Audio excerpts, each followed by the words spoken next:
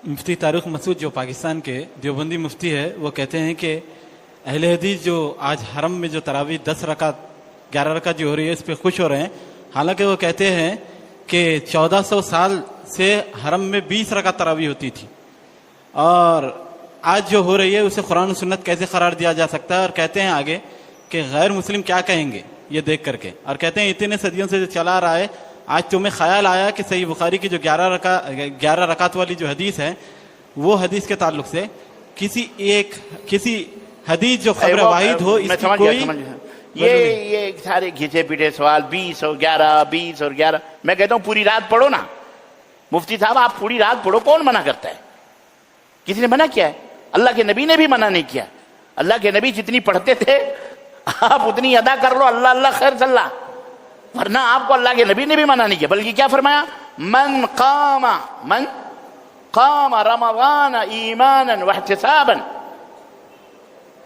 जो कयाम करे ईमान के साथ और सवाब की नीयत से रमजान के अंदर, अल्लाह ताला उसके गुनाह माफ कर देता है।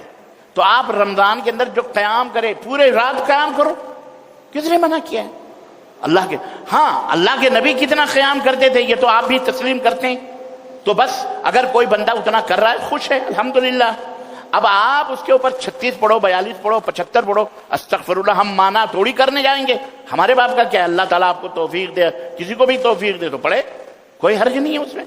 अलबत्ता इसको झगड़ा बनाना कि हरम में 20 होती थी, 11 होती थी, तो आप खुश थे, कुछ लोग बेचारे नाखुश थे तो आपको बड़ी खुशी हो रही थी।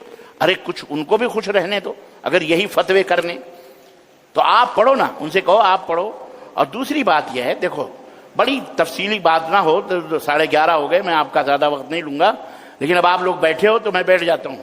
तो मसला उसका क्या है? देखें, अमल की कसरत और किल्लत, अमल गिनी नहीं जाएगी क़यामत के दिन, अमल को गिना नहीं जाएगा क़यामत के दिन।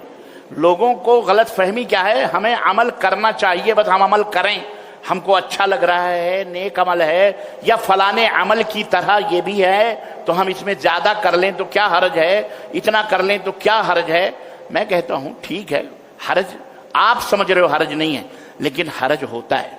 अल्लाह के नबी सल्लल्लाहु अलैहि वसल्लम ने जितना पढ़ा है आप उतनी पढ़ो, इंशाअल्लाह ताला, बस इंशाअल्लाह आपको उसका अजर मिलेगा। अल्लाह के नबी ने फरमाया कि जो बंदा इमाम के साथ नमाज तरावी अदा कर ले, वही क़याम करे और फिर अपने घर लौट के चला जाए, जितना उसने पढ़ा है अल्लाह ताला उसको पूरी रात के क़याम का सवाब अता फरमाता है। ये गिफ्ट है या ऑफर है, ले लो। आपको पसंद नहीं आता तो मत लो, डिस्काउंट हमको मिल रहा है तो हम खुश हैं। अब हरम में हमारा दीन हरमैन शरीफैन वाला दीन नहीं है कि हम हरम को देख करके 20 पढ़ रहे हैं, हम हरम को देख के 11। हरम तो आज उनकी समझ में आया, हम तो उससे पहले ही 8-11 पढ़ रहे हैं, बात समझ में आई नहीं।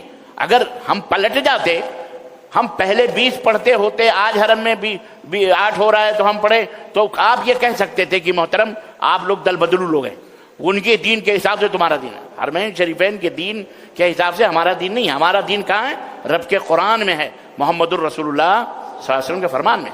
हरमैन शरीफैन के अंदर जो हो रहा है अल्हम्दुलिल्लाह, जब भी आदमी को जब भी कोई बात समझ में आए, उन्होंने भी कभी मना नहीं किया बेचारों ने। और आखिर में 10वीं रात से लेकर आखिरी अशरे में तो वो पहले से पढ़ते रहे, 8 और 11 पढ़ते थे बेचारे, जिसको वो असल क़यामुल लैल कहते थे। असल चीज ईमान है। ईमान आपका दुरुस्त होगा ना, तब कोई भी अमल थोड़ा हो या ज्यादा तौला नहीं जाए, वो गिना नहीं जाएगा कि आपने कितने हजार दफा सुभान अल्लाह पढ़े, कितनी हजार रकतें पढ़ी, कितने हजार के सदक़े किए। नहीं, ये सारे के सारे आमाल तौले जाएंगे, और वही आमाल तौले जाएंगे जिन आमाल पर मदीने वाले की मोहर लगी। वो तुम्हारे अल्लम गल्लम क़यास फ़यास के आमाल तुम्हारे पास रहेंगे। अल्लाह के नबी ने क्या किया है? हमने नबी को भेजा था, लक़द काना लकुम फ़ी रसूलिल्लाहि उस्वतुन हसना, तुम्हारे लिए नमूना है, खत्म। भेजा था, खत्म। वही जैसा जो तुम अमल लाओगे काबिल कबूल है, वह जैसा अमल नहीं लाओगे तुम्हारे मुंह पे मार दिया जाएगा। तो उतना ही करो जितना अल्लाह के नबी ने बताया है, किया है, बस इंशाअल्लाह निजात हो जाएगी इंशाअल्लाह। आप उससे कमी बेशी कर हरम को दलील मिला और फला پہلے سے بھی. اب ہم جب 8-11 پڑھتے تھے تو کہتے تھے حرمین شریفین میں تو 20 ہوتی ہے اور آپ 11 ہی 8 پڑھ رہے ہو. آج کیا ہو گیا؟ آپ کو تکلیف کیوں ہو رہی ہے؟ آپ کچھ اب یعنی آپ کو کسی کروٹ چین نہیں ہے. اب حرمین شریفین میں 20 ہوتی ہے تو آپ 20 پڑھتے تھے, تو اب وہاں 11 ہو رہی ہے تو آپ بھی پڑھیے نا. نہیں پڑھیں گے, وہ نہیں پڑھیں گے. ان کی مرغے کی ٹانگ ایک رہے گی, ان کی مرغے کی ٹانگ ایک رہے گی. بدعتی ہے نا, بدعتی لوگ ہیں. ان کو بدعت بھی من و سلوا لگتے ہیں. بریانی اور حلیم کھاتے ہیں, بیری میں درد رکھتی ہے ان کو. تو ایسے ہی ہے بدعتی. اللہ انہیں ہدایت عطا فرمائے. جی یہ امام کے لیے, اگر مقتدی کے لیے بھی کیا اس کی اجازت ہے؟ کیسے؟ جب امام تلاوت کر رہا ہے تو مقتدی اس کو دیکھ کر. اللہ آپ کو جزائے خیر دے. سوال بڑا اہم بھائی نے کیا ہے, اور وہ سوال یہ ہے, بھائی نے سوال یہ کیا کہ یہ تو امام کے لیے کہ وہ دیکھ کے قرآن پڑھ کر کے لوگوں کو نماز پڑھائے, تو کیا مقتدی کے لیے جائز ہے کہ وہ پیچھے امام کے قرآن لے کر کے کھڑے ہو کر کے اس کو سنیں؟ کیا یہ جائز ہے؟ یہ جائز نہیں ہے, یہ جائز نہیں ہے. ہاں اگر مقتدی, اگر امام کو ڈاؤٹ ہے کہ مطلب امام غلط پڑھ رہا ہے اور کوئی آدمی کو صحیح کروانا ہے, تو اس کے لیے اتنی اجازت ہے کہ اس کو ٹوکنے کے لیے, اس کو صحیح کرنے کے لیے اس حافظ کو وہ قرآن پیچھے لے کر کے کھڑا ہو سکتا ہے. ورنہ اگر کوئی حافظ کھڑا ہو تو وہی بہتر ہے. ورنہ مقتدی کو ہم نے سنا, ہم نیچے بعض خواتین کے بارے میں ہم تک یہ نیوز پہنچی کہ وہ لوگ امام یہاں پڑھتے ہیں اور وہ لوگ نیچے قرآن لے کر کے جس کو دیکھو وہی قرآن لیے کھڑا ہوا ہے. اماں یہ جائز نہیں ہے, یہ چھوڑو, یہ تب تم کو نہیں ہے, کس نے بتا دیا؟ یہ سارے قرآن لے کے جس کو دیکھو قرآن لے کے پڑھ رہے ہو. آپ نماز پڑھ رہی ہیں یا آپ آئی ہیں قرآن حافظ جی کا سننے کے وہ کرنے کے لیے؟ تو یہ جائز نہیں. اسی طرح سے کل ایک بھائی نے سوال کیا تھا کرسی کے تعلق سے, پتہ نہیں وہ ہیں کہ نہیں ہیں, موجود ہیں, کرسی کے تعلق سے کہ کرسی کے اوپر نماز کا کیا.